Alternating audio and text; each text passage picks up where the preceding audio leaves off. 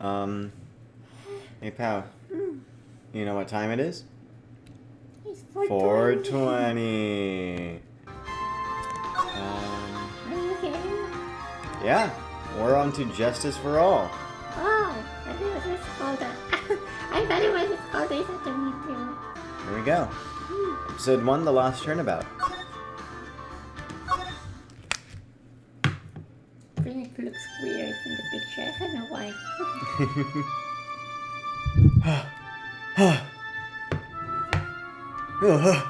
How did I get into this mess? That's far enough. You can't run forever. Mr. Phoenix Wright.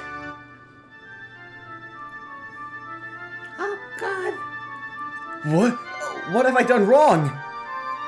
I cannot allow you to go on like this. But I'm just a simple defense attorney. Silence! You are no longer worthy of your title. Oh! He's dead. Oh no! The end. Let's go back. Alright. September 8th, 9:08 a.m. District Court Defendant Lobby Number 1.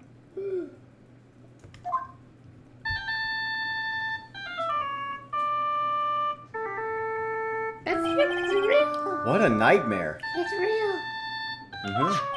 And I bet it was this ringtone that caused it.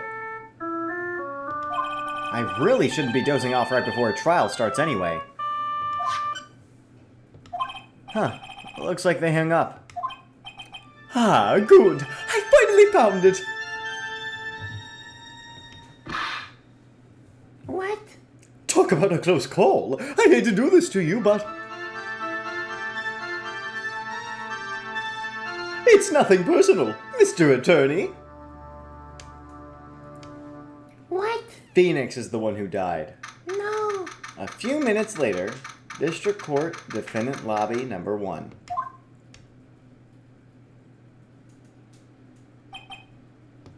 Ouch, my head, it's throbbing. And why does it feel so foggy in there? Good morning! Good morning. What's wrong? You don't look well. People are at their best first thing in the morning. Where's that fighting spirit? Sorry, but can you please turn the cheeriness down? My head sort of hurts. Roger that! Am I in trouble or something? Huh? Trouble? Well, wait, never mind. You're a policewoman, right? I thought maybe I had done something wrong. What are you talking about? I'm the one in trouble. What? I'm placing my life in your hands today, Mr. Phoenix Wright. Life in my hands? You promised me. You said you would prove that I was not guilty. Not guilty? Just when I thought all hope was lost, when all other lawyers had laughed me off. Leave it to me, you said. You, the one and only Mr. Phoenix Wright, came to save the day. And just like that, I was moved to tears, sir. I'll never forget what you're doing for me, ever. What is this girl babbling about? Actually, I really love to watch court proceedings, and I always root for you to win. When I'm off duty, I like to come here and... Huh? What's wrong? You've been acting really strange and keep staring at me. You're making me kind of nervous, sir. Oh, sorry. I'm afraid to ask, but here goes. So, this might sound bad, but, who are you? What? Mr. Wright, how can you say that? How can you do this to the fragile heart of a girl about to go on trial? You're absolutely horrible. No, I mean, I didn't mean it like that. Is this how a defense attorney treats his client, sir? I can't believe this. No, it just, well, I think you have the wrong person. Yes?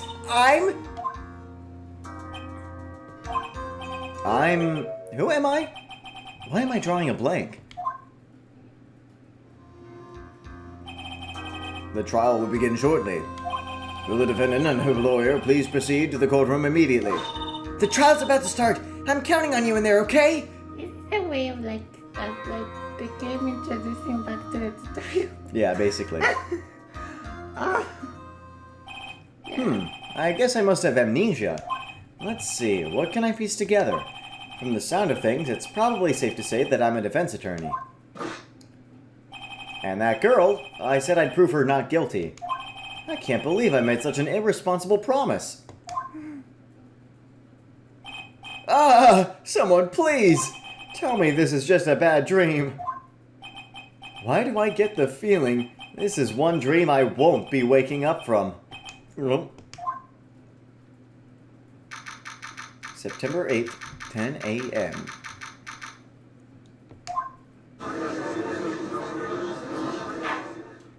Court is now in session for the trial of Maggie Bird. The prosecution is ready, Your Honor. What is it, Mr. Wright? Are you talking to me? Do you see any of the defense attorneys here? I guess not. Now then, are you ready?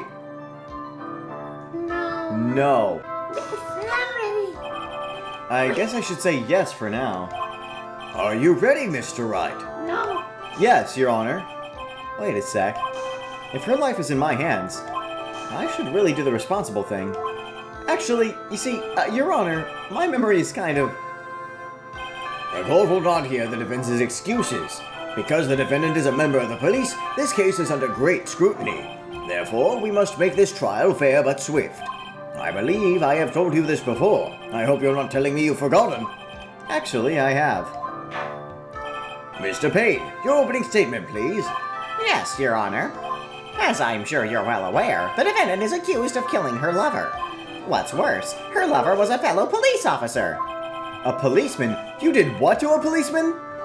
It wasn't me! And besides, Dustin and I, we weren't lovers like that. In any case, the prosecution will prove that the guilty party is none other than the defendant. Very well. Mr. Payne, please call your first witness. It's been a while, Mr. Wright. Let's see what you've learned since last time. I won't show you any mercy this time, rookie. Okay, and who are you again? The prosecution calls Detective Dick Gumshoe to the stand. Here we go! Don't let me down, Mr. Wright! Nowhere to hide. I am so dead. Witness, please state your name and occupation. My name is Dick Gumshoe, sir. I'm the detective in charge of homicides down at the precinct, sir. You don't look very well, detective. Well, sir, the defendant, she works under me, so, you know. You work under that detective? Yes, sir. And while I was a trainee, he was always watching out for me, sir. He's such a wonderful guy, sir. I'll never forget what he's done for me. Okay, calm down. I believe you. Detective Gumshoe, please describe for us the details of this murder. Yes, sir. It happened at the park near the headquarters, Expose Park. The victim was one of the local cops, Dustin Prince. He was pushed down from the benches on the upper path, sir. The landing beat his body up bad and snapped his neck. The details are listed in the report that was distributed yesterday. Ah, yes. This autopsy report, correct? Why do I not remember getting a copy? I see everything is in order here. Oh, I have things. Found this in my pocket, but... time of death, 9/6 at 6:28 p.m. Caused broken neck. Body was also covered in bruises. Found under the victim's body, pieces of nearsighted lenses were found nearby. I found this in my pocket, but I don't remember what it means or how it got there. Even the estimated time of death is unusually well documented. The victim's watch stopped from the impact of the landing, sir. The results of the autopsy confirm the time of death. If I may, Your Honor, the prosecution would like to submit this photograph. Very well. The court accepts it into evidence. Crime photo 1 added to the court record. The victim fell from the walking path above. Now then, I recall at yesterday's preliminary hearing, a very important piece of evidence was brought into our attention. Yes, Your Honor. Yes, sir. Yes, I guess? Mr. Wright, is your head on right today? There was a very crucial piece of evidence found under the victim's body. Was there? Have you lost your mind? Well, actually, it's just nerves. Give me a second. What? How can you talk like such an amateur? I thought you were a pro, sir. All right, sir. I'll help you through this. Not something you want you don't want to be helping your lawyer here. At a time like this, maybe you ought to take a glance at the court record. I know. Court record? Yep. Info about evidence and people involved with this case are all listed there, sir. You can look at the court record by pressing the Z button on your Nintendo 64 controller. The Z button on my Nintendo 64 controller, huh? You really know what you're talking about, don't you? It's too bad I'm a cop, right? Just think, I could totally be legal aid instead. Mr. Wright, Yes, Your Honor? court is in session. Save your chit-chat for later. Sorry, Your Honor. Well, I guess I'd better check the court record and see what I can find. What was it again? The Z button on my Nintendo 64 controller? All right, Mr. Wright. Let's see if your notes are in order. What was the piece of evidence found underneath the victim's body? That's simple, Your Honor. A broken pair of glasses. That's right. The victim grabbed his killer's glasses as he was being shoved, sir, and held onto them as he fell. Hey, why are you giving me the evil eye? Those glasses you're wearing. Yes, this is my spare pair. But these glasses they found at the scene of the crime were not mine, sir. I swear, sir. You sure about that? Look, it was a coincidence that on the same day I accidentally stepped on mine. A coincidence, she says. Your Honor, I have further evidence to present. Oh, you have more. And this evidence is very decisive. Very well. Let's hear from our witness about this evidence.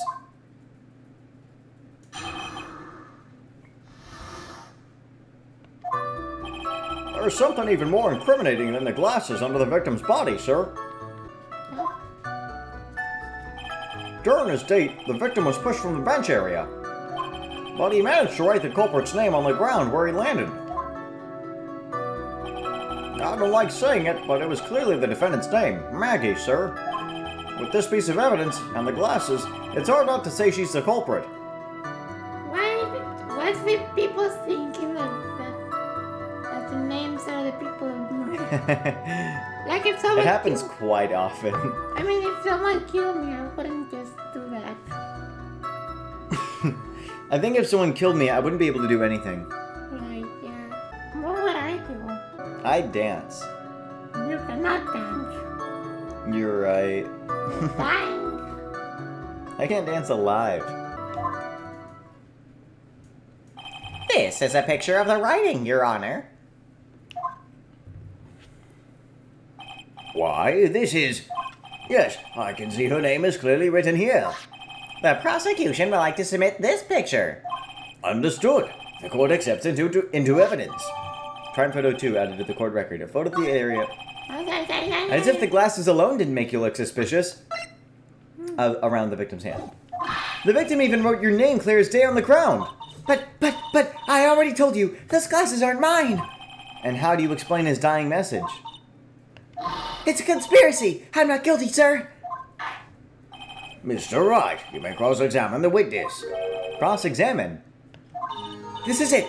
I'm counting on you. Sure, but what am I supposed to do? What? This isn't like you at all. Normally, this is the part where you get in the witnesses' faces. Get in their faces and do what? I guess there's no way around it. Okay, I'm going to lend you a hand. The prosecution's witnesses all hide things from the court. Which means they lie from time to time. Lie? But isn't that detective your superior? Well, even if they don't mean to lie, sometimes people just remember things wrong. Like that detective. He does sort of look like a scatterbrain. It doesn't matter. Either way, it's bad for us, sir. That's why when you question witnesses, you have to find and expose their lies. Mr. Wright, your cross-examination, please. Yes, Your Honor. Talk about trial by fire. Here goes nothing. As long as I can expose the lies, we should be all right.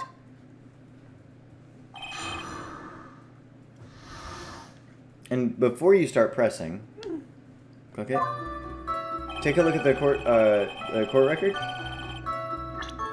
Now you can also present profiles.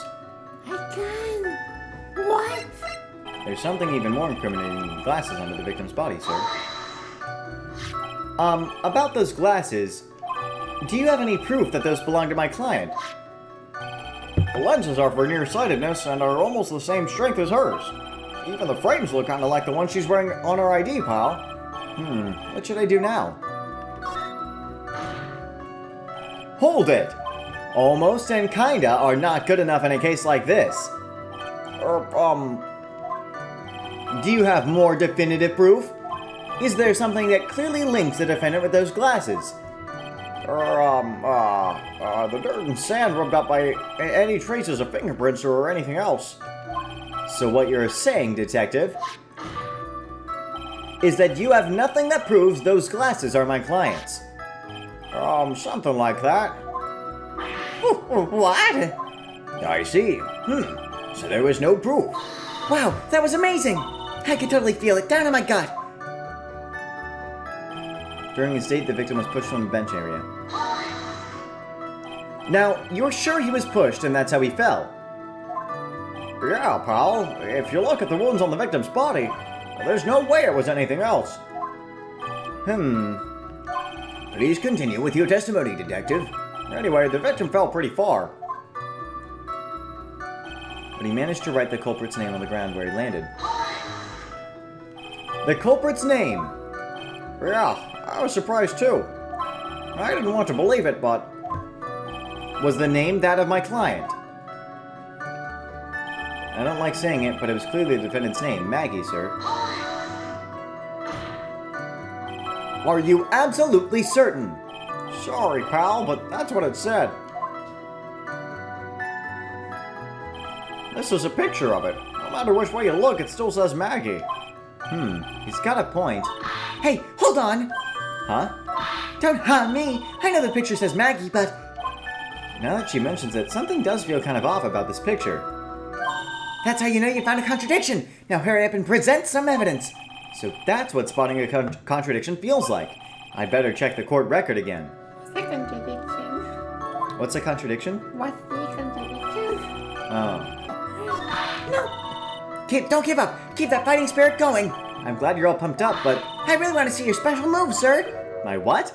You always look so cool when you present evidence! Present evidence. Oh, that present evidence. Actually, I was just thinking about that. Yes! The Great Phoenix Ride is back! Oh, that's right! Huh? I heard that lately you can present not only evidence, but people's profiles as well! It sure makes things a bit more complicated, so be careful, sir! People's profiles, huh? Alright, let's give this another try. Maggie Bird, my client. Is that another Maggie? It's really funny.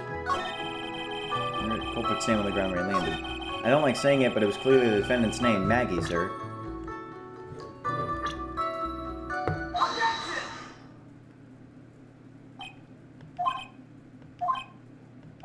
Well, what is it? What? What's come over me? Without thinking, I just blurted out objection. And I yelled it at the top of my lungs, finger outstretched, ready to take on my opponent. What a rush! I'm not sure we're gonna get used to this music. Oh, it gets good. Detective Gumshoe, You're talking to me, pal. please state the defendant's name for me. What are you trying to prove with this futile exercise, Mr. Wright? You'll see, this is a very crucial line of questioning. Actually, Mr. Payne, you can answer. The defendant's name, if you please. Where is this ridiculous question coming from? The defendant's name is, Mackie Bird. I think someone needs to check the court record. What? It says right here that it's Maggie Bird. Rawr! It looks like the bird caught the cat napping. What's going on here? I have no idea either, sir. As you can see, the victim did indeed leave a name, Maggie. However, the defendant's name is actually spelled Maggie with E-Y. This is a blatant contradiction of facts. Oh! How about that? I hadn't even noticed. But maybe the victim didn't know how to spell her name correctly. May I remind you that it was you who said the defendant is accused of killing her lover. If they were truly lovers, it would be impossible for him to not have known her name. No! This is very true. Mr. Payne, Yes, Your Honor. are you absolutely certain that the defendant and the victim, Dustin Prince, were in fact lovers? Yes, I am quite certain, Your Honor. They were a well-known couple in the police force. Detective Gumshoe, please testify for the court the relationship between the victim and the defendant. Yes, sir. Dustin and Maggie. Officer Prince and Officer Bird had been going out for about half a year. It sounded like they were even talking about marriage. The day of the incident just happened to be the victim's birthday, sir. Officer Bird had gotten Officer Prince a present. It was something she had bought over 2 months ago. I should know, because she came to me to ask what she should get for him. Oh, those two sound like they were close. Nevertheless, tragedy struck. Yes, I see. You may cross-examine the witness, Mr. Wright.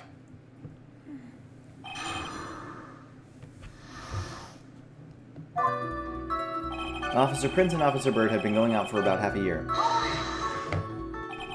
How do you know about this? Every year in March, we have a training camp for us cops. Officer Bird was a rookie at the time, and she and Officer Prince seemed to hit it off. They got close, I take it? Actually, I was supposed to go too, but I couldn't pay the deposit for the trip, so I didn't. If only I had gone on that trip. What is it? Oh, nothing, sir, really. Anyway. It sounded like they were even talking about marriage. Marriage? But wasn't the victim 8 years older than her? What? You're saying a guy's gotta marry someone the same age as himself, pal? No, that's not what I meant at all. Detective Gumshoe and Dustin were only a year apart, you know. I think this fella has a ways to go before marriage. Mind your own business, pal. The day of the incident just happened to be the victim's birthday, sir. The day of the incident? You mean September 6th? Yeah. Well, the victim, Officer Prince, had just gotten off duty at 5:30 p.m. that day. And since Maggie's night shift hadn't started yet, they went to the park for a bit. Oh, I remember when I was young in love. Oh, it was a jolly time. That's great, Your Honor. I'm glad you're such a cheerful old man. What is it this time? That testimony didn't sound like it had any contradictions in it to me. Just wasn't anything that really stuck out as odd. Yeah? I wonder what would happen if you tried to get more information from him. Get more information? Yeah, you know, like how they press people on those old cop shows, sir. So I should try pressing him, huh? Did I press on that? You have not yet. Oh. You seem to know a lot about the defendant. Well, that's because I'm her boss, and I've got to watch out for my subordinates. But even what she was going to give as a present, isn't that going a bit too far? Hey, pal, watch what you say. I know everything that happens under me. If someone so much as scratches their... I really don't need to know that much. Mr. Wright, please refrain from badgering the witness. I agree. Even if this witness has a crush on the defendant, that should not be the point of discussion at this time. Whoa, wait a second. Why are we talking about this? It's all your fault, pal. You're guilty, guilty, guilty. I should have you arrested. I think the good detective is about done here.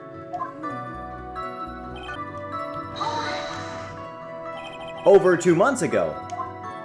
Yep, she's a very considerate woman, pal. So, what was this birthday present? She got him a glove. A single glove? Why would she only give him one? Actually, Your Honor, the glove in question is a baseball glove. Oh, I see, a baseball glove. Officer Prince was a huge baseball fan. A baseball glove? Just now, I believe you said that the present was something she had bought over 2 months ago. Yeah. Are you saying she bought that glove at a store that far in advance? Nah, nothing like that, pal. Then, what is it like? She ordered it. It was custom made. Custom made? The glove was custom made. Yep, well, that's what I said. So the glove was custom made. Your Honor, I really don't see how this glove is related to this case. Yes, it would seem that there was little relevance. What do you think, Mr. Wright? Do you think this glove is really relevant to this case?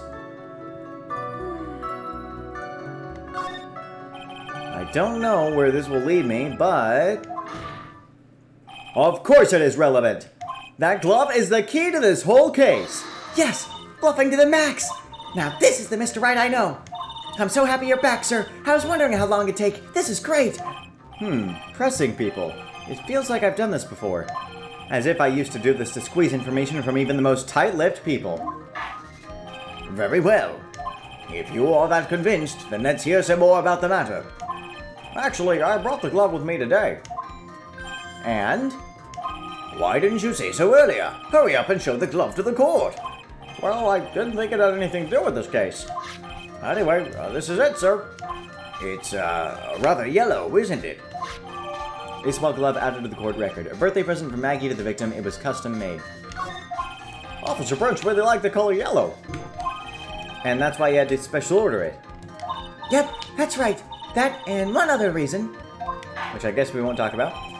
I think the court has heard enough. It is clear that the victim and the defendant were involved with each other. Yes, that's correct, Your Honor. Now, if that is true, it brings up an important question. Was the name Maggie really written by the victim? I see your point, Your Honor. Detective Gumshoe, please tell the court a little more about the name on the ground. Yes, sir.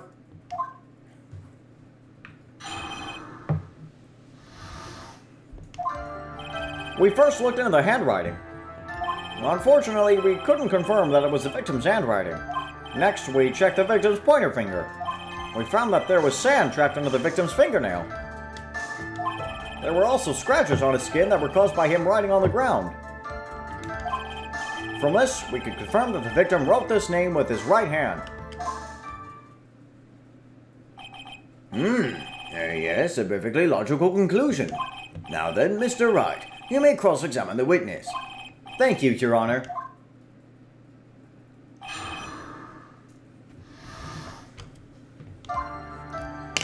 We first looked into the handwriting. But can you really determine handwriting based on a sample written in sand? This is why amateurs are amateurs. We're not a bunch of simpletons, pal. Scientific investigation in this country is actually pretty good. I believe it's time to get back to the real point. Agreed, Your Honor. So, what was the result of this investigation? Unfortunately, we couldn't confirm that it was the victim's handwriting. So, in the end, you couldn't confirm it. Hey, don't you look down on us. I told you, we're not a bunch of simpletons, pal. Everyone knows you can't find out everything you want with scientific investigation. I've never heard that before. Me neither. Nor I. I never heard anything like that at the police academy, sir. Okay, so I made it up. Anyway. Next, we checked the victim's pointer finger. His pointer finger! You know, the one you're always pointing and waving around in people's faces. Don't tell me it bothers you.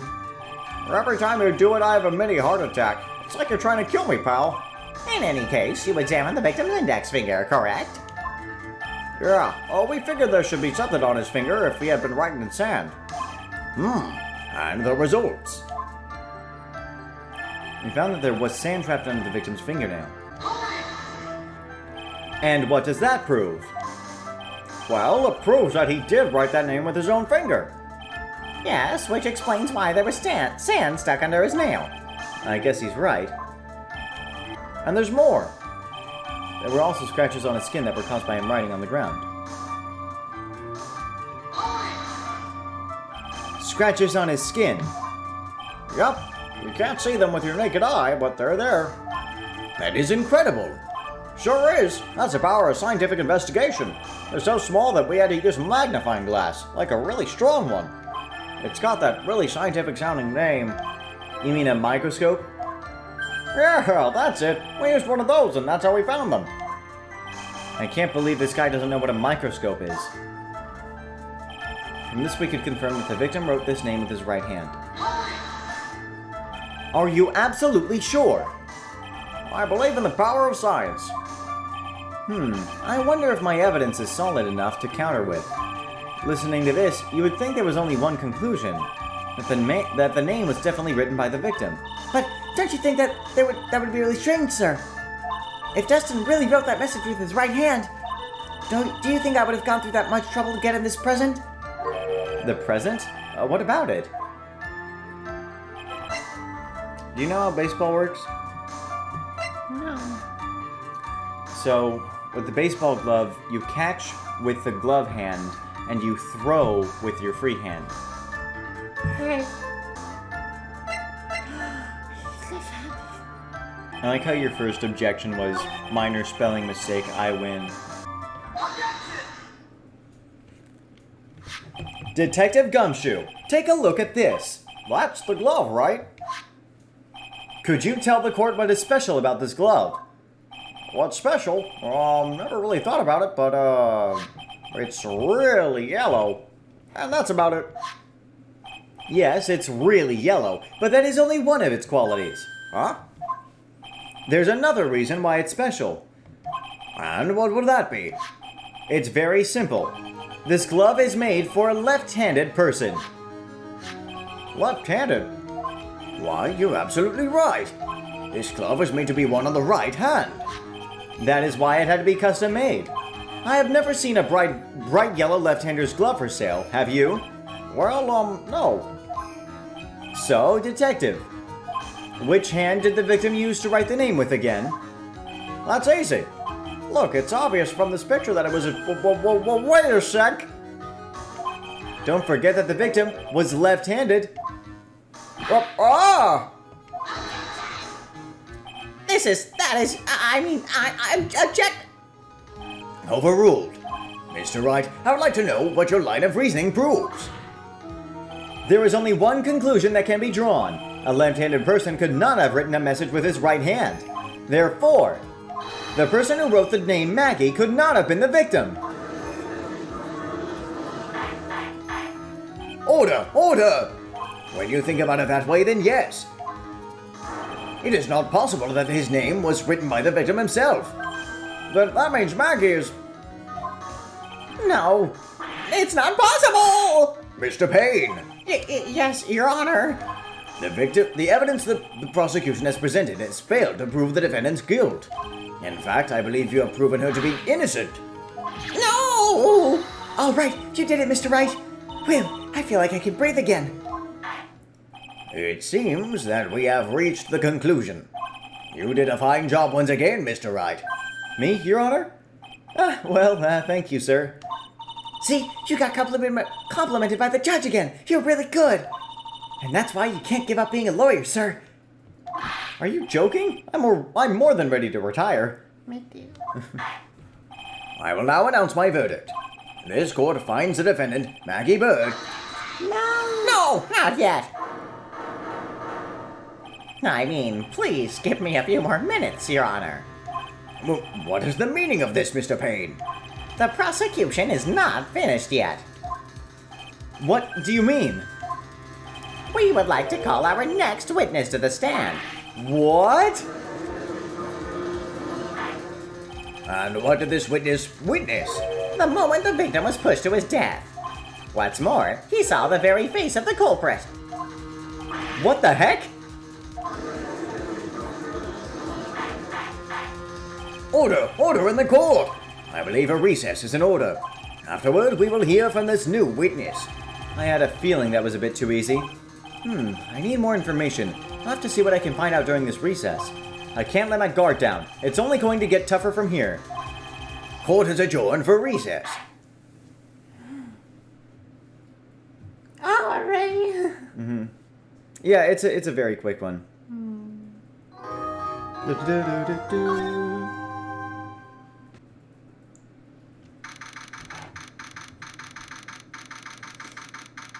Defendant lobby number 1. Amnesia! I can't believe my lawyer's trying to defend me in such a state. Why didn't you tell me, sir? I'm sorry. I didn't mention it to you. Oh, I know what to do. I heard you can fix something like this with a really strong shock to your system. Come on, lower your head a little. A Mackie kick should be all you need. No. I think I'll pass on this one. Come on. I'm sorry. Whenever I see someone in trouble, I have a hard time leaving them alone. I tend to stick my nose where it doesn't belong and try to tackle everyone's problems. Well, my head's one problem you won't be tackling today. Well, we're here to solve your problem first. We can deal with mine later. For now, do you think you can fill me in on a few things? Of course, I'd be honored to. Well, I guess we'll start with my name, and then I can tell you about me. No, that's okay. Really, I think I know you and your name pretty well by now. I was wondering if you could help me figure out a few things about myself. So, my name is Phoenix, right? What a weird name. This is serious. You really don't remember. I'll tell you what, sir. You can have this back, and maybe it'll help. Huh? This is a business card. I got this from you. It's my most prized possession. You can borrow it for now, but please give it back, okay? Same. Okay. There are some numbers written on the back. Oh, that's your cell phone number. Phoenix's business card added to the court record. It's my business card. I guess for now, we should stop talking about me and start talking about this case. This case? Yep. Can you think of anything that would be helpful for me to know? What can I tell you? I can't think of anything other than the incident with that cell phone, but... Cell phone? Yeah, your eyes lit up when we talked about it at the detention center, sir. Hurry up and tell me. This might be very important. Okay, Roger. It was on the day of the crime, just before 6 p.m. I picked up a lost cell phone while on a walk with Dustin.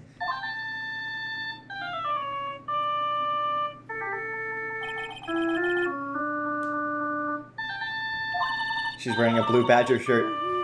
All of a sudden, the phone began to ring. Hello?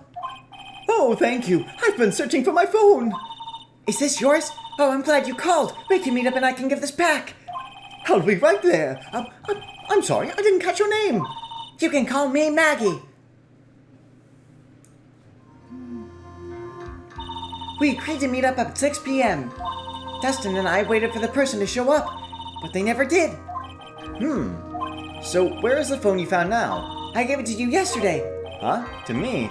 Is it that phone in my pocket? You mean this? Do you think it has anything to do with the murder?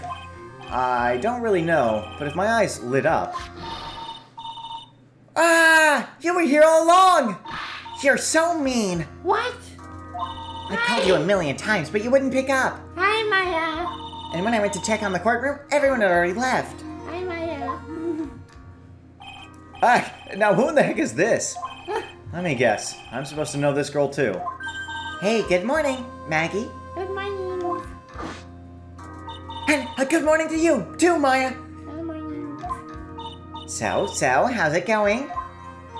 Is there a word for worse than abysmal? Oh? And what if I said that everything will be fine? That's right, it's Maya to the rescue with the ultra-decisive super important evidence. Here you are, Nick, the thing you wanted me to bring. Huh? Oh, thanks. What the heck is this? A list? It has about 20 people's names and phone numbers written on it. It was kinda tough, but I managed to dig up some dirt. It looks like these guys are up to no good. No good. As in? There's a group of con artists the police are currently investigating. I think these guys are members of that group. Names list added to the court record. A list of unfamiliar names and phone numbers. Members of a con artist group. Why would a group of con artists pop up in a case like this? Don't look at me.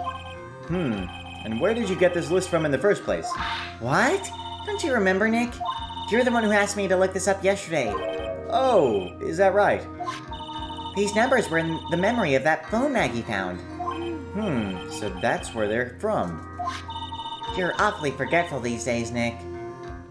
I hope I never get to be a forgetful old prune like you. Maya, actually, Mr. Wright is... A boomer! Mr. Wright, recess is now over. Please bring the defendant and return to the courtroom immediately. Oh, oops. Guess you have to get going. We can talk about you being old later, Nick. Wish us luck!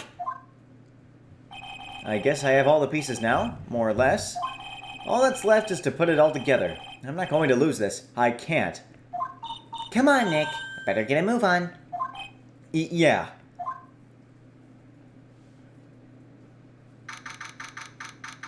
11:54 a.m. District Court, Court number 2. Court will now reconvene.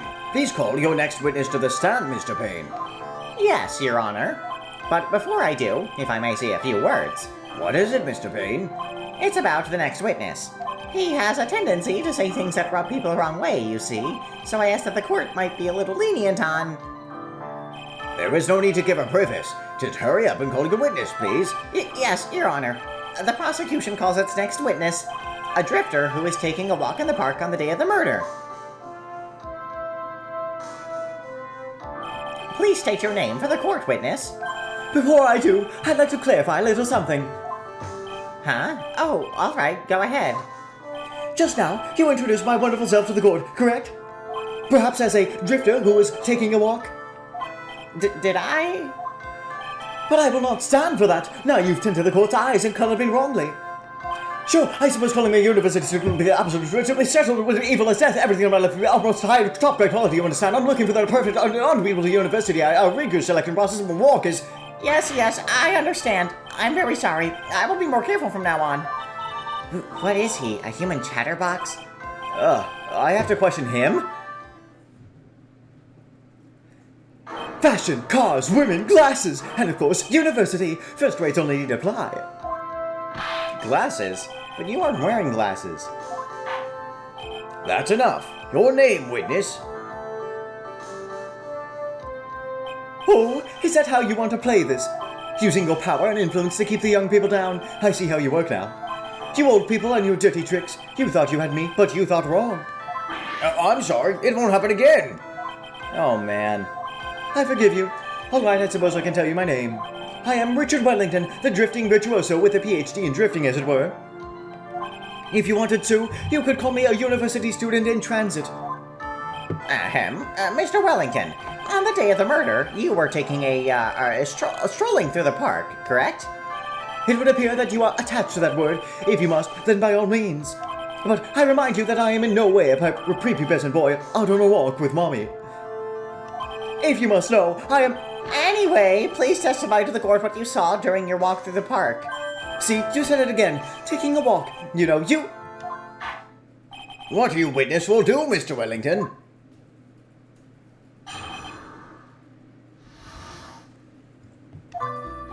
I was at the park all afternoon, deep in thought about my life situation. I don't remember the time all that well, but I do believe it was past 6 p.m. All of a sudden, a police officer falls from above, right in front of my eyes. Without a thought, I looked up, and there I met the eyes of a charming young lady. Of course, I remember her sweet face. It was that of the pretty defendant there. The only other thing I saw was the banana that fell with the police officer. That was certainly decisive testimony. Decisive? Nick, did you hear what he just said? Yeah. That's all you have to say? How can you be so calm? It's strange. My mind is very calm and clear. Maybe it's because I believe in my client. You mean Maggie?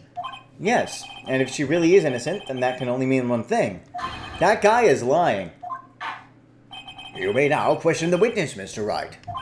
I'll find out the truth, no matter how well you craft your lies.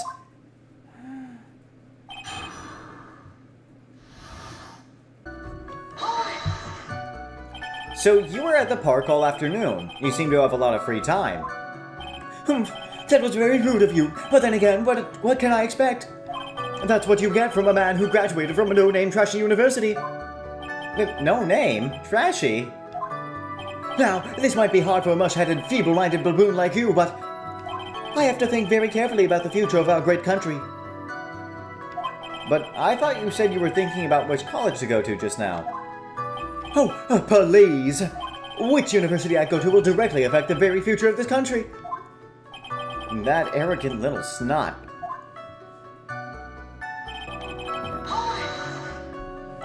How did you know what time it was? I see you're not wearing a watch, so... Is that the best you can do? Do you think you can discredit me like that? You're just a third-rate, biased fool. I guess I can't expect real smarts from you. His arrogance is really intolerable. So what should I do now? Answer the question. How did you know what time it was? Tisk, tisk, I can't believe I have to deal with a worm like you. You're just a shallow man who can only slam on desks and point at people for fun. Humph, I guess I don't have a choice. I'll try to explain it so that even a third-rate simpleton like you can understand. There was this little thing they call a clock at the park. Did you get that? Do you know what a clock is? It's a thing that tells you the time. As you can see, Mr. Wright, it's even in this picture at the crime scene. Oh, so it is. When I looked at that clock, that's how I knew at the time. But if you ask me, this whole concept of breaking time apart is total utter nonsense and much. A real first-class person doesn't live by no noise. And to wear a watch. What ridiculous. People should freely without constraints. That's what. And yet again, another flood of meaningless words. It's old bag 2. Talk about a first-class waste of time. In any case, Right in front of my eyes. And how did you know he was a police officer? you obviously have no idea how powerful my detective reasoning skills are. With one glance, I could tell just what kind of occupation he held. That shoddy, do-it-yourself hairstyle practically screamed, I'm a police officer on the way to cheap low, and I suppose also because he was wearing an officer uniform. Shouldn't that statement have come first? Wow, that's pretty impressive.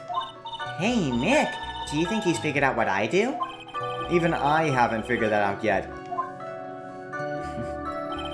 Without a thought, I looked up and there I met the eyes of a charming young lady. Are you sure you got a good look at her face? Animals have this thing called an eye, Mr. Wright. They use this eye to see things. In the case of humans, we have two of them. Yes, even you. I don't care if I have them or not. Did you or did you not get a clear look at her face? That's what the witness was just about to get to. I would like to request that Mr. Wright not use such a loud voice during questioning. Sustained. Mr. Wright, please refrain from raising your voice in this court. And please don't make me have to raise my voice. Are you finished? I'd like to continue, if that's all right with you. Of course I remember her sweet face. It was that of the pretty defendant there. So you're sure you are not mistaken? Please, don't confuse your pitiful train wreck of a life with mine. I'm what you call a famous brand name product, while you were only a cheap imitation. There was no way someone as magnificent as myself could have made a mistake. Of course, of course. Oh ho ho, of course. Did you notice anything else of interest, witness? The only thing I saw was a banana that fell with the police officer. The banana! Well, it was actually more than just one. More like a bunch of bananas. Now, what would a bunch of bananas be doing there? And why would I know such a thing? I'm only telling you what I saw. That's really strange. Maggie never mentioned anything about a bunch of bananas. That's it, Nick. He's gotta be lying about the bananas. He could be, but there's no reason for him to lie about there being bananas at the crime scene. And what if it's not a lie? Well, maybe he thought he was seeing one thing and it was something else. If he mistook something else for a bunch of bananas, then that would be an inaccuracy. Think, Phoenix, think. If my client is innocent, there's no way he could have seen what he says he did. Which means if we can somehow show he's lying... Yeah, that's exactly what we need to do. She's right. She's got a sharp mind, but I just wish I could remember who she is. Is everything okay, Nick? There are no bananas. Here. This evidence clearly reveals a contradiction in that statement, Your Honor. How exactly are the evidence and the statement just now related? They aren't, are they? Not at all. Mr. Wright, please think the facts over before making accusations. I don't think that won me any points with the judge.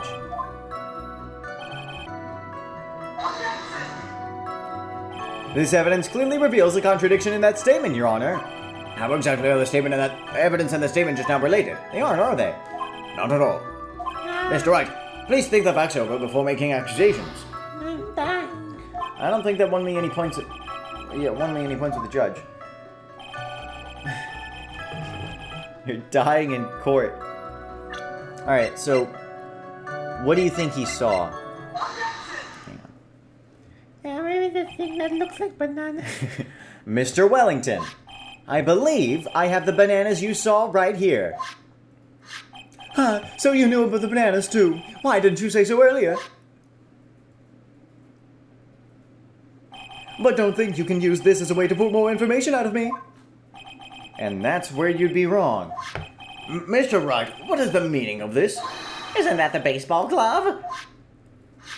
What? A baseball glove? Doesn't it look delicious? Care for a bite?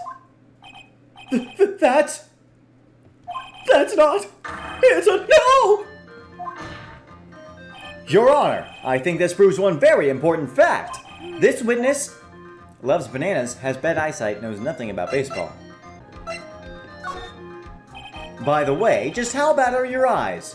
Huh? How? What? Why are you asking me about this all of a sudden?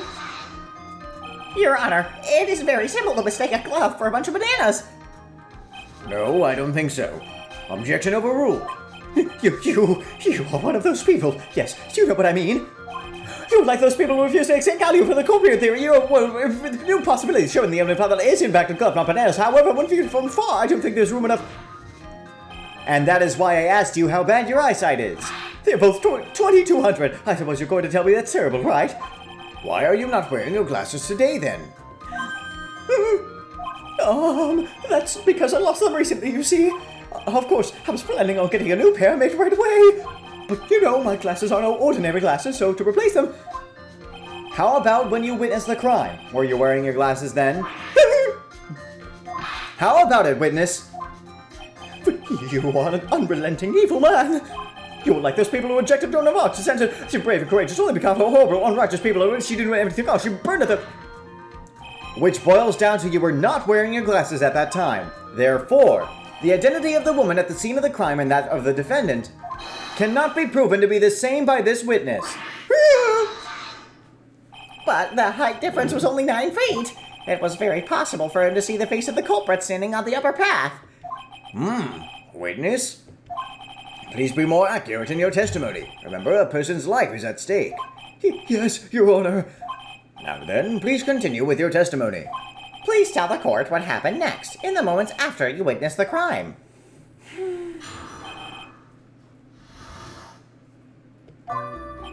The girl on the upper path ran away as soon as she realized I was there.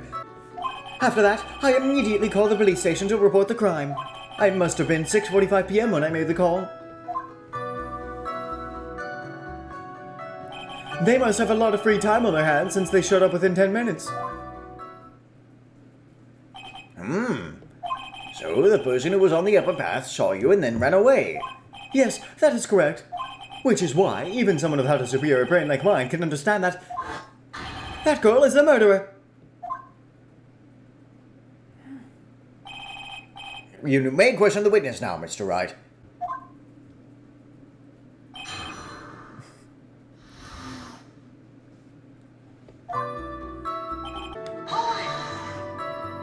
She ran away, just like that? Yes, she did. She saw me and flew the nest like the guilty bird she is. Oh, I'm sorry. Was that pun too hard for someone who only got a third-rate education? Actually, that did take me a few seconds to get. Anyway, if she ran away the instant she saw you, how could you tell it was my client? The witness has already answered that question. He has stated that the defendant is the culprit. This is true, Mr. Wright. I'm striking your question from the record. How can I get more information out of him? After that, I immediately called the police station to report the crime. Immediately, as in? As in immediately. I mean, sure, it might have elapsed before I did, but that's the duty of every good citizen. Or did they not teach you that at your pitiful school? Do you think people learn about how to call the police in college? Hey, Nick, I think you should take a look at the court record for a sec. Time of death 9/6 at 6:28 p.m. That was a long time afterwards. That was a long time? But he said he called it immediately. You're right. I don't see how that could be a long time if he said he called it immediately. Just saying. I think you're wrong here. He said immediately. Oh. Mr. Wellington, would you please take a look at this? You mean the victim's autopsy report? According to this, the murder occurred at 6:28 p.m. So what of it? You said that you called the police immediately after the murder took place. However, by the time you had called the police, it was already 6:45 p.m. There was clearly a 15-minute gap here. Do you deny it? Heck! I think this court would like to hear what you were doing during this 15-minute gap. The witness was in shock at the time after witnessing a terrible murder. It's only to be expected that he would be a little dazed. 15 minutes is hardly what I would call a little dazed. Ah! Mr. Wellington, Yes. explain yourself. What were you doing during this 15 minutes? Answer the question. A telephone.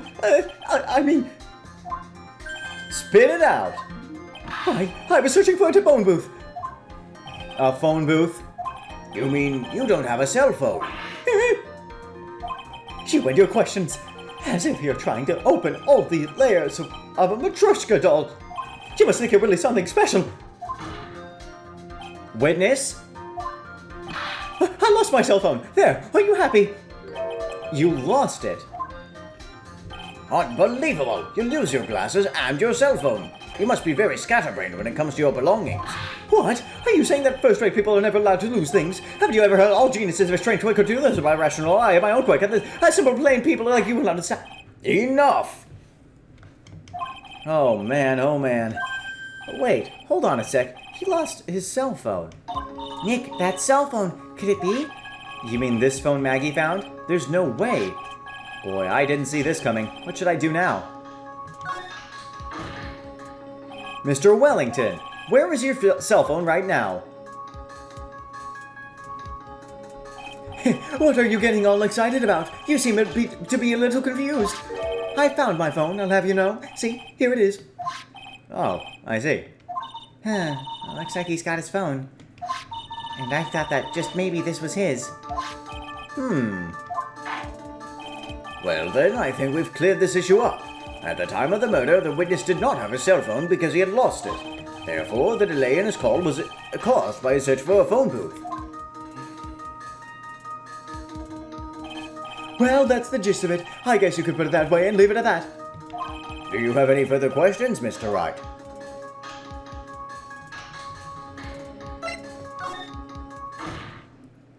Your Honor, the witness's testimony does not make any sense. I don't believe that there was ever a need for the witness to search for a phone. How dare you! You can't just make outrageous claims like that. You do have some sort of proof, don't you? Well, yeah, of course. This evidence should be good enough, I think. All right, let's have this proof then. Please present proof that the witness had no need to search for a public phone booth. It's very simple. This is the evidence that backs up my claim. And yet again, you have presented this court with an obtuse, meaningless item. Huh? It's obtuse and meaningless. I don't get you at all, Nick. Why do you think he wouldn't need to look for a phone in the first place? Well, that's because I was looking at the evidence and it just hit me. I thought, hey, he really didn't have to look for a phone. Then why don't you hurry up and present that piece of evidence? Now, what was that piece of evidence again? All right, let's have this proof then. Please present proof that the witness had no need to search for a public phone booth. Because there was one there. It's quite simple, actually. Please take a look at this. At the crime scene photo. Is there a problem with it? Oh, there's nothing wrong with the picture. But if you don't understand my logic after looking at it, something is wrong with you. No! It's a phone booth. That is correct. All the defendant had to do was walk 3 steps. Mr. Wellington, why did you not use the phone that was right in front of you?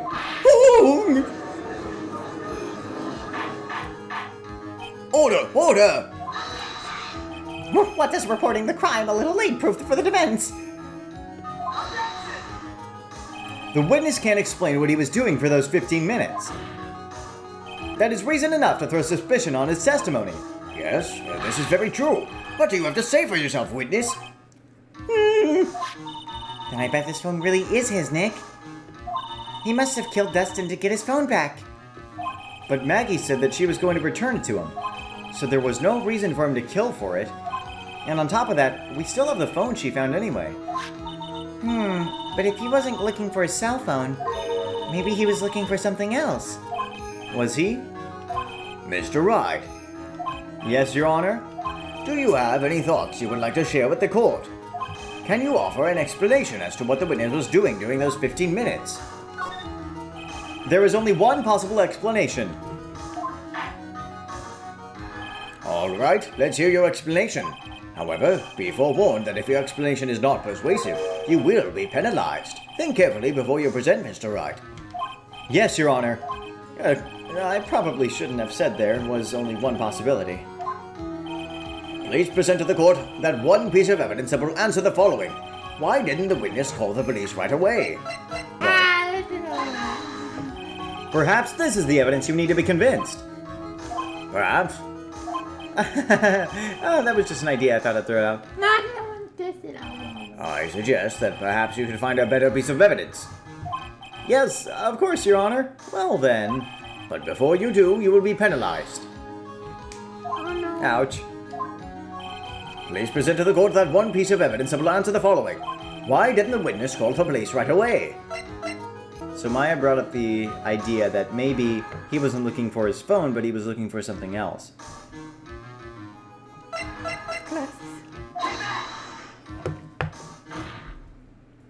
Mr. Wellington! What? Don't do that. You almost gave me a heart attack. These are your glasses, aren't they? Where did you find? I believe the court all heard what you just confessed to. That these glasses are in fact yours. I'll tell you where they were found, Mr. Wellington. These glasses were found under the victim's body. Under the victim's body? Order! Order! Now, wait a second. Hold on. I didn't confess or confirm anything. Your Honor, I think the answer is quite clear here. As he fell, Dustin Prince grabbed the culprit's glasses. The culprit knew that he had to find his glasses and searched frantically for them. What he didn't realize was that they were under the victim's body. And that is why it took him 15 minutes to make that call. Mr. Wright, are you indicting the witness as the real murderer? Of course, that is precisely what I am doing.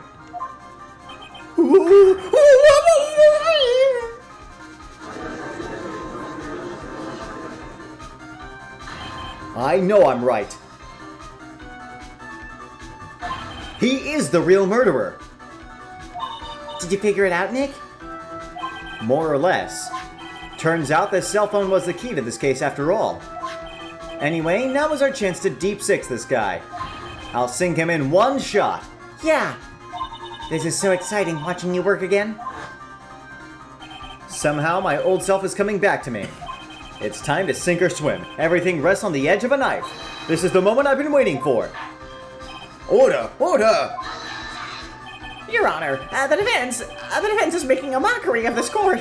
Without any solid ground to stand on, he accuses the witness of being the murderer.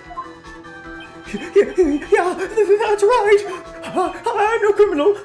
This third-rate fraud of a lawyer. In that case, why don't we look at it from a different perspective? Let's hear your explanation as to why you were not the murderer. Oh, that's easy. For example, there's the name of the victim wrote. What about that?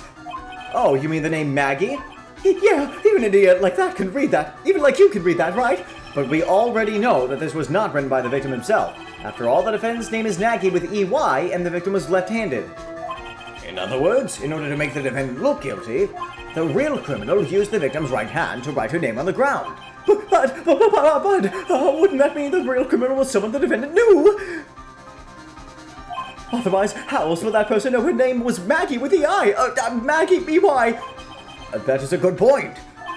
The witness didn't even know of Miss Bird before this trial. Ah, I forgot. Was there any way this creep could have known Maggie's name beforehand? It would be best if I could prove that the witness had a chance to learn that the defendant's name was Maggie. Now, will the defense please present its case? How could the witness have known the defendant's name? Mr. Wellington, you didn't have your cell phone with you on the day of the murder, correct? So what if I didn't?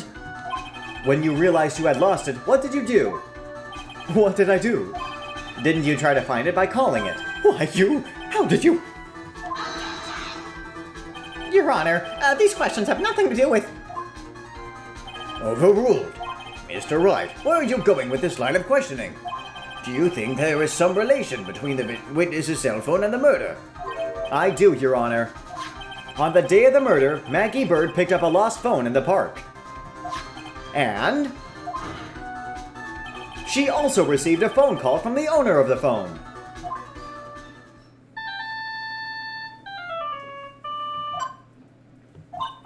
Hello? Oh, thank you. I've been searching for my phone. Is this yours? Oh, I'm glad you called. We can meet up and I can give this back. I'll be right there. I'm sorry, I didn't catch your name. You can call me Maggie.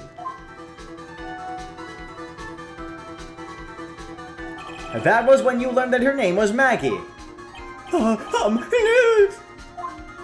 But you made one fatal mistake.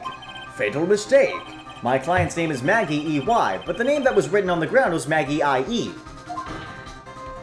This is a mistake that would only occur if you knew how her name sounded. Eek! Order! Order! But, Your Honor, the witness has no motive. And your point is? It's very simple, Your Honor. A person usually would not kill someone without a reason. Mr. Wellington had no reason to kill anyone. That is absolutely correct. I don't have a motive. Mr. Wright. Your Honor, Can you explain what motive this witness could have? it's very simple, Your Honor. Are you sure, Nick? If I said I can't offer an explanation, then the trial's over, right? Yeah, but... Now then, please present this court the proof that the witness had a motive.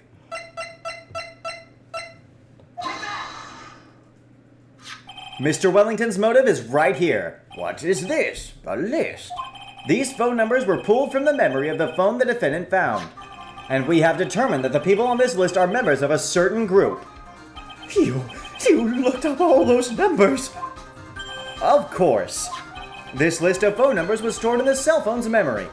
The names and numbers belong to the people who are members of a certain con artist group. What?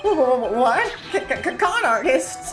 Can you explain why these numbers were on your phone, Mr. Wellington? This is an outrage, an invasion of privacy. Looking up the phone numbers on a person's phone is a worse crime than murder. You're one of those people. You're just like the cops operating the brilliant artists. By the way, they're a disruptive genius and they're goddess of... I don't care, Mr. Wellington. All I want is for you to tell us what this list is about. You think any of you, know what it's like to be a refined man such as me? Your Honor, this is unjustified badgering of the witness. Objection overruled. Mr. Wright, what is the meaning of this? Why would the witness have the numbers of a group of con artists on his phone? Isn't that obvious? The witness is, looking into the group, a victim of the group, a member of that group.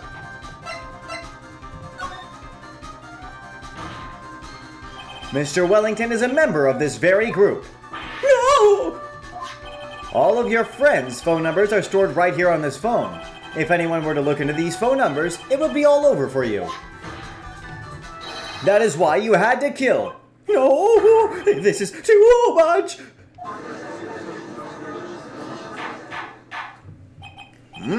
That does make quite a bit of sense. Well, Mr. Wellington, would you care to explain? I got you now. That police officer. Your Honor, What is it, Mr. Payne? Your Honor, this is unjustified badgering of the witness. You said the exact same thing only a few seconds ago. Please, let's think about the content of that phone call. Hello. Oh, thank you. I've been searching for my phone. Is this yours? Oh, I'm glad you called. We can meet up and I can give this back. The defendant had already promised that she would return the phone. After that, all Mr. Wellington had to do was meet Miss Bird to get his phone back. Why then would he need to kill anyone? That is a valid point. What does the defense think about this? If you think about it logically, then it makes sense. Then maybe we should be thinking outside the box. Yeah, if we think like that, let's see. Maybe that slime ball saw something at the crime scene that made him commit murder. Your thoughts, Mr. Wright? Well, I don't think Mr. Wellington went to pick up his phone in a very friendly manner. But he was promised his phone, so why would he have been unfriendly to the defendant? I think he must have seen something that didn't agree with him when he got there. Well, then, Mr. Wright, what was this something that didn't agree with the witness? Oh. The witness saw this. Mr. Wellington, is he correct? By the expression on his face, I would say that wasn't it. It looks like I was wrong. Oh, Mr. Wright, try to think before you present again. So he went to get his cell phone back, but when he got there, he lost control of himself. It was probably because he saw something that was really bad for him there. And that really bad thing was... Well, then, Mr. Wright, what was the something that didn't agree with the witness?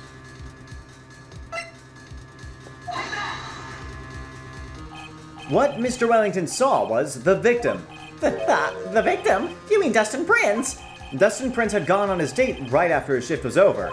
With no time to change, he went to the park still wearing his police uniform. Oh! The girl that picked up my phone is with a policeman. He couldn't have known that they were going out, so he began to worry. He was afraid the policeman would ask a few questions before returning the phone. If I do anything suspicious, he might run a check on my phone. In his mind, it was possible they had already run a check on the phone. And he went into a panic, is what you're saying. Exactly. Officer Prince was murdered simply because he was in uniform. Mr. Payne, do you have any comments? I'm thinking. It seems the truth has come out at last. The witness, Mr. Wellington, you are...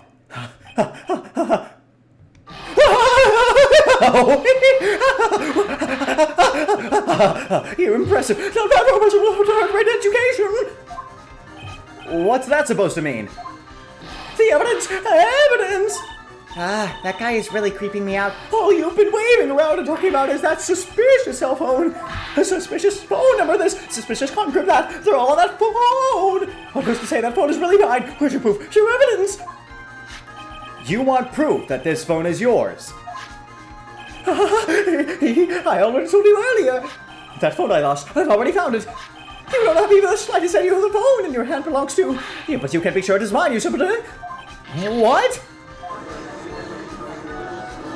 It feels so good to see you squirm. We do seem to have a problem on our hands with this phone. Whose phone is it? Without knowing that, it's meaningless as evidence. Your Honor! This is bad. I can't let him turn the tables on me like this. This cell phone. There has to be something I've overlooked. There's got to be. Maybe the phone stored numbers, fingerprints on the phone. This phone has the names and numbers of those in the con group in its memory. I can show them to you, Your Honor. I don't believe this. What are you talking about? What we are trying to determine is who that phone belongs to. Who cares about what phone numbers are stored on it? Besides, who knows? Maybe you went and added some of those numbers in yourself. The witness is quite right. I'm afraid I have to reject the defense's proposal. That jerk is back to his arrogant, annoying self again. This cell phone. There has to be something I've overlooked. There's got to be. Maybe. I've got it. We should check for fingerprints. Fingerprints? Yes, Your Honor. Mr. Wellington must have left some prints on this phone. Nick, don't you remember? When you got that from Maggie, you wiped it off. I what? You said there was sand all over it, so... Wiped it? I wiped it? Pretty thoroughly, too.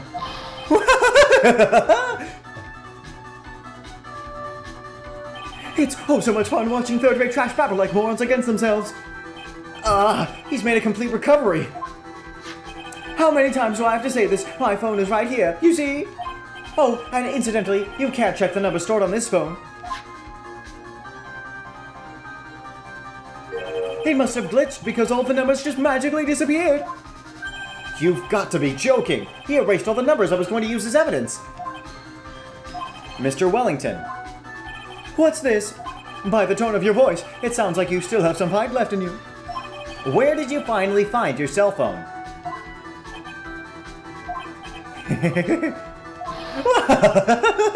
Oh, you were too much! And of course, you have no idea what I'm talking about. Huh?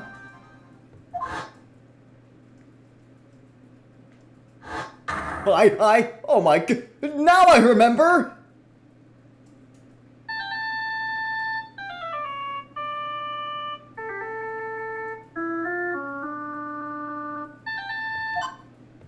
Huh, it looks like they hung up.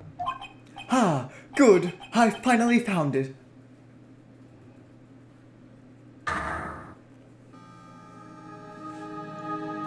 So that's when... What's wrong, Mr. Attorney? Why the harsh glare in your eyes? Nick, we've worked so hard to get this far, but if you don't do something quick, he's going to get off scot-free. I know. I know this phone has to be his. But how am I supposed to prove something like that? Mr. Wright, if you cannot prove who the owner of that cell phone is, your indictment has no basis and therefore no power. It looks like you came up a penny short. Where did I go wrong? Don't blame yourself. You're merely a third-rate lawyer. You only made one big mistake. Who are you? What are you? That's something you haven't figured out for yourself yet. Who I am? The court hereby concludes the cross-examination. If that will be all, I'll have to bid you gentlemen and ladies goodbye. I have a reservation at that ultra-fancy restaurant on the other side of town. Thank you for your assistance. You've had a stressful day, so please bon appetit. What am I supposed to do? Am I supposed to just let him go at that? Please wait, Your Honor. All right, Nick. I think I may be able to prove it. Prove it? Prove what, Mr. Wright? Everything. Your Honor, the cross-examination has already ended. Besides, the defense is just going to badger the witness with more inane questions. You will not harass the witness. Is that clear, Mr. Wright? Did you hear that? No harassment allowed, Mr. Attorney. Please, Your Honor. Very well, but this is your last chance, Mr. Wright. You may present one piece of evidence to the court. I only get one shot at this. If you cannot prove everything, it's over for your client and for you. Okay. Do you fully understand? Yes, Your Honor.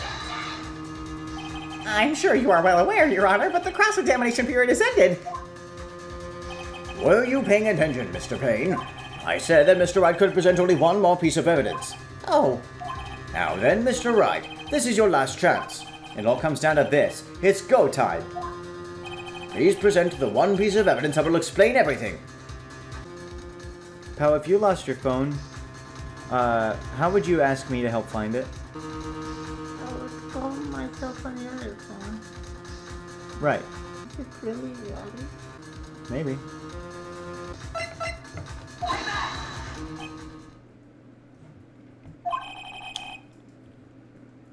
Not what I meant.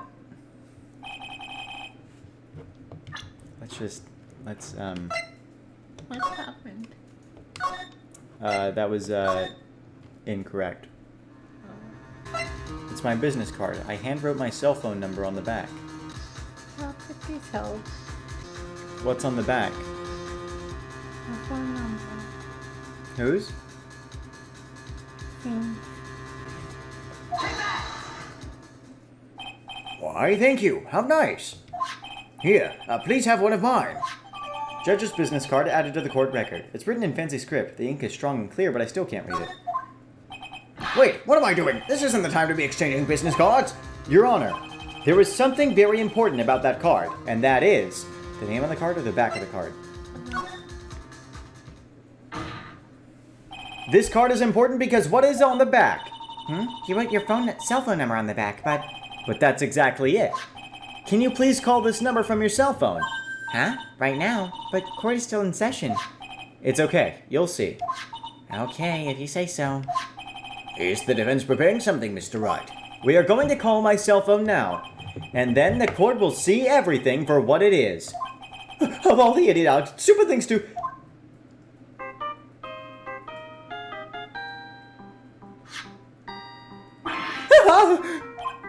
What? Why is my phone? And what is it with that stupid sounding ringtone? Mr. Wellington?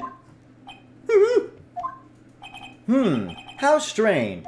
I could almost swear that you're holding my phone. You're... No, we can't! By the way, before I forget, thank you very much for the lump on my head this morning. I don't think I need to explain any further, except to say, when you went to retrieve your cell phone, you mistakenly took the wrong one.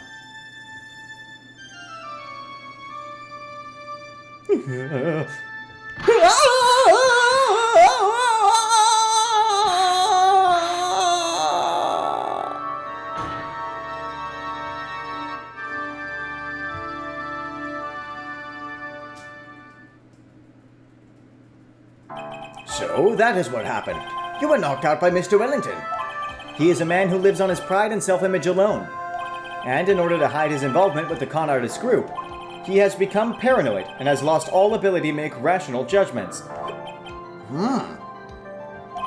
Then, Mr. Wright, the phone you're holding... It's Mr. Wellington's, naturally. Speaking of that man, how is he, Mr. Payne? He was arrested and has been taken away, Your Honor. Very well. Now then, this court finds the defendant, Maggie Bird. Not guilty. Yay. And that is all. This court is adjourned.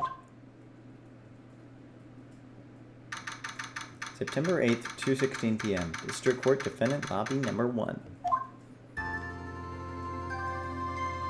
I knew that the real you would shine through eventually. I am so moved by what you've done for me, sir. Thank you so much, Mr. Wright. I feel really bad for Dustin. He didn't do anything to deserve this. It's probably because of me. Huh? My whole life has been nothing but a whirlwind of bad luck and failures. Your whole life? It can't be that bad, can it? Since I was 6 months old, when I fell from the 9th floor of my apartment building, I've been hit by all sorts of vehicles, gotten sick from all sorts of foods, failed at almost every test I've ever taken, experienced almost every kind of disaster, and never won or even tied at a game of tic-tac-toe. My life has really been nothing but a string of disasters. That is, pretty bad. Up until I went to college, I was known as the Goddess of Misfortune. And then, at the academy, everyone called me Lady Luckless. Lady Luckless? What's worse is that my misfortune always seems to latch onto those around me. What do you mean? When I see someone in trouble, I always try to help. Ah, that's right. You were talking about this earlier. It happened again recently too, sir. There was an old lady pacing back and forth by pedestrian crosswalk. I gave her my hand and, before I knew it, we were having dinner in my house. Oh. I'm sure that Dustin's gone because of me. That's not true. That glove didn't even have any sort of special meaning. It was just a present to say thanks for covering one of my night shifts. Oh, I see. Everything is all my fault. Dustin's death. Your head being messed up. Well, I don't think my head is that messed up yet. I'm going to find a new life for myself, starting now. The next time we meet, I'm sure I'll have found a whole ocean's worth of good luck by then, sir. Yeah, after all, the Goddess of Misfortune is only a name. You bet. I'm gonna make it. I promise. Next time we meet, I'll only be an unlucky person instead of a goddess. Yeah, that's the spirit. Well, Mr. Right, Maya, I should get going. Okay, good luck to you. Thanks. You take care of yourselves too. What a horrible day. I've gotten my memory back, but things are still a little fuzzy. But you're okay, and that's what counts. You really had me worried. Come on, let's go back to the office. I'm afraid to ask, but here goes. So, this might sound bad, but, who are you? What? I thought you said you got your memory back. At that moment, everything really did come back to me. Detective Gumshoe. He's someone I've had clashes with in the past during certain cases, but he's also been a good ally during others. The Judge. He's a lovable, kind old man who's easily swayed by other people's opinions, but in the end, he always comes up with the right verdict.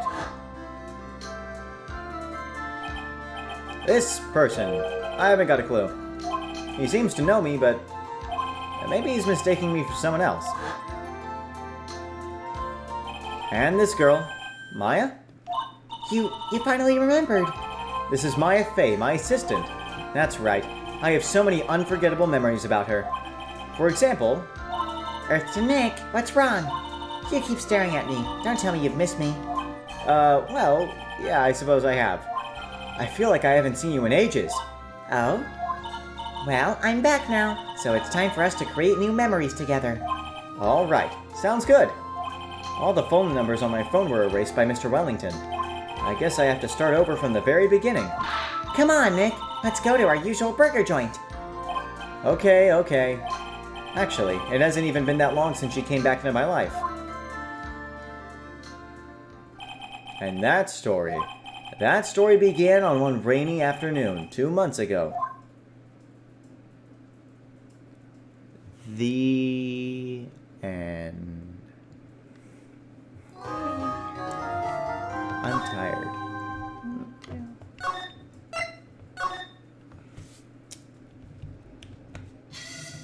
Cool.